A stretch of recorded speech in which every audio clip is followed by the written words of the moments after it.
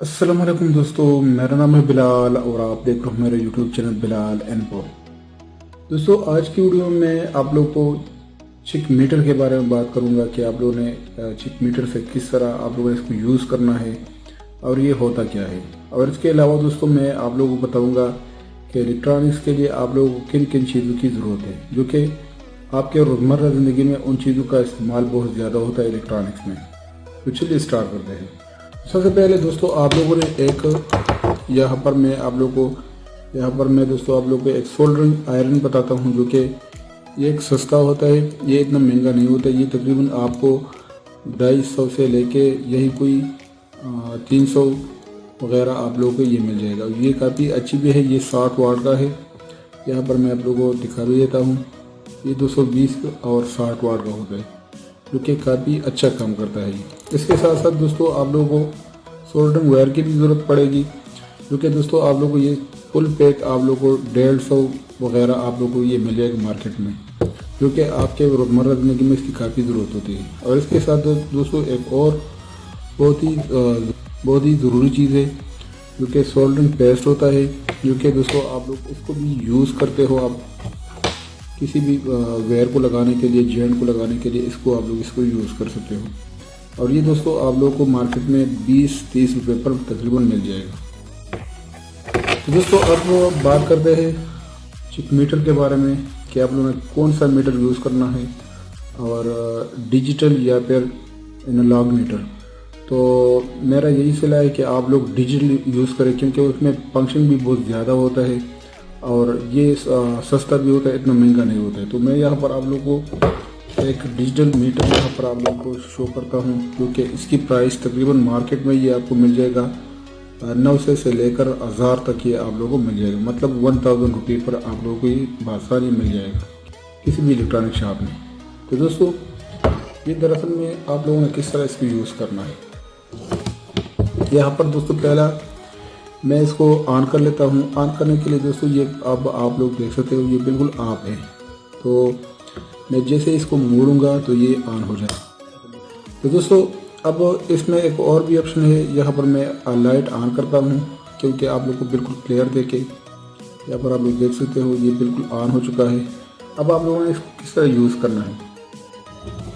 तो अब यहाँ से लेके दोस्तों यहाँ से लेके यहाँ तक ये DC ओल्ड है। मतलब यहाँ पर मैं आप लोगों को दिखा भी देता हूँ। यहाँ पर आप लोग देख सकते हो ये DC ओल्ड है। यहाँ पर V लिखा हुआ है और ये जो आइकन दिया हुआ है ये DC का है। तो ये यहाँ से लेके यहाँ पर ये DC ओल्ड है। अब इसमें ये जो है 200 M मतलब 200 माइक्रोवेव मतलब माइक्रो वोल्ट, जो बहुत कम होता है। आप लोगों ने जो भी DC 12 वोल्ट या फिर 20 वोल्ट चेक करना है, तो इसके लिए 12 वोल्ट के लिए आप लोगों ने पॉइंट यहाँ पर लेके आना है 20 में।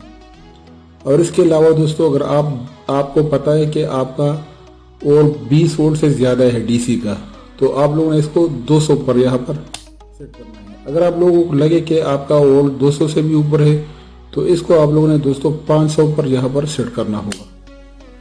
तो ये अब 500 है, 500 वोल्ट। तो दोस्तों यहाँ पर ये जो वाइट लाइन यहाँ पर दिया हुआ है, इसका मतलब कि यही तक DC वोल्ट है। इसके बाद AC स्टार्ट होता है। AC का यहाँ पर आप लोग देख सकते हो ये V लिखा हुआ है और इसका आइकन थोड़ा सा टेढ़ा होता है, मतलब थोड़ा सा DC से ये अलग होता है AC वोल्ट। तो ये AC वोल्ट है 500 और 200। तो अगर आप लोग अपनी वोल्टेज को चेक करते हो अपने घर का या फिर बिजली का जो भी 220 वोल्ट हो, तो आप लोगों ने यहाँ पर 500 में इसको लगाना है। और अगर आप लोगों को लगे कि आपका वोल्ट 500 से कम है, मतलब 200 के दरमियान है, 180 है या फिर 190, तो आप 200 पर भी इसको चेक कर सकते हैं। ठीक है दोस्तों। अब अगर आप यहाँ पर इसको 200 पर रखते हो या फिर 500 पर रखते हो, तो ये 2 वायर ये जो मीटर के साथ होता है ये पिन, तो इसको आप लोग किसी भी प्लग पर लगा के अपना वोल्टेज यहाँ पर चेक कर सकते हो। ठीक है दोस्तों। इसी तरह कोई भी चीज़ अगर आप चेक करते हो, तो आप लोगों ने इस 2 वायर को यूज़ करना होगा, तो तभी आप इसको चेक कर सकते हो। अब इसके अलावा दोस्तों और भी नीचे वोल्टेज है, यहाँ पर आप लोग देख सकते हो। ये 1.5 वोल्ट है और इसके अलावा 9 वोल्ट, फिर 12 वोल्ट। तो ये एक्चुअली में स्मॉल वोल्ट है, आप लोगों ने इसको चेक नहीं करना है। ये डायोड का ऑप्शन है। कनेक्टिविटी, अगर आप लोग सही माने में इसको मतलब निकाले तो कनेक्टिविटी दोस्तों, आप लोग जो भी चीज़ चेक करना चाहते हो, कोई भी वायर या फिर कोई भी चीज़ को अगर आप लोग डायोड वगैरह को चेक करना चाहते हो, तो आप लोगों ने इस मीटर को यहाँ पर सेट करना होगा। अगर मैं यहाँ पर 2 मीटर इन 2 वायर को आपस में मिलाता हूँ तो ये बिल्कुल सेपर हो जाएगा। ठीक है दोस्तों। अगर यहाँ पर आप लोग कोई स्पीकर वगैरह चेक करना चाहते हो, तो अगर आप जैसे ही यहाँ पर ऑड को लगाएंगे तो यहाँ पर कुछ नंबर्स आएंगे। मिसाल के तौर पर 20, 30 या फिर 40, 50 आपके क्वेल पर डिपेंड करता है कि वो कितना बड़ा है। तो इसका मतलब होगा कि अगर आपका स्पीकर बिल्कुल ठीक है। लेकिन अगर दोस्तों यहाँ पर ऐसे ही सेपर आ गया, जैसे कि यहाँ पर मैं इन दोनों को मिला देता हूँ और यहाँ पर सेपर आ गया, तो इसका मतलब होगा कि आपका स्पीकर शॉर्ट है, मतलब क्वेल जो है ये बिल्कुल शॉर्ट है, एक दूसरे के साथ लगा हुआ है दोस्तों। इसके अलावा यहाँ पर एम्पेयर है, ए मतलब यहाँ पर ए लिखा हुआ है तो इसका मतलब एम्पेयर है, और ये डीसी एम्पेयर है। इस मीटर के साथ आप लोग एसी एम्पेयर चेक नहीं कर सकते। तो एसी एम्पेयर, डीसी एम्पेयर आप लोग अपने सोलर शीशे वगैरह इसका या फिर बैटरी वगैरह का अगर आप लोग एम्पेयर चेक करना चाहते हो तो आप लोग इसकी मदद से चेक कर सकते हो। इसका लाइन यहाँ से लेके यहाँ तक है। लेकिन दोस्तों आप लोगों ने, अगर आपका बैटरी बड़ा है तो आप उसका एम्पेयर इससे चेक नहीं कर सकते, क्योंकि उसका एम्पेयर बहुत ज़्यादा होता है और ये लो कैपेसिटी वाला है, तो इसके ज़रिए आप लोग चेक नहीं कर सकते। ठीक है दोस्तों। अब इसके बाद एम्पेयर के बाद यहाँ पर एक ऑप्शन आता है, यहाँ से लेके दोस्तों यहाँ तक, ये ओम्स इसको कहते हैं।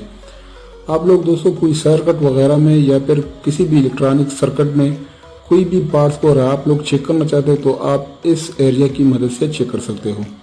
आमतौर पर लोग दोस्तों यहाँ पर आप जो मैकेनिक होता है वो इसको यहाँ पर 2000 में लगा देता है और इसके बाद कोई भी पार्ट्स वगैरह चेक करता है सर्किट का। तो यहाँ पर नंबर पर डिपेंड करता है, जो नंबर आता है। तो रजिस्टर में अगर आप इसको चेक करना चाहते हो तो ये सिंपली आपको एक वैल्यू यहाँ पर देता है।